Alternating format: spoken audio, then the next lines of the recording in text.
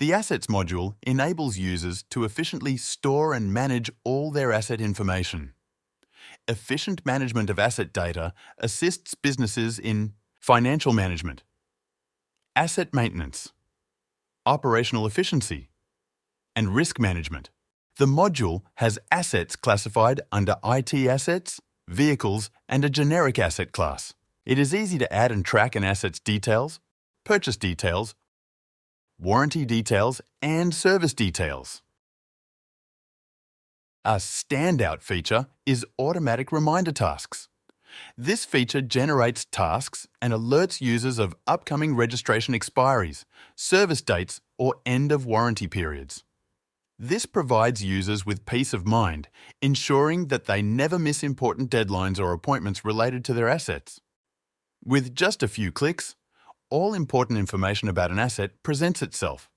For instance, for a vehicle, the vehicle's details, any files like soft copies of invoices or bills, tasks list, service log, and registration details, everything can be accessed easily.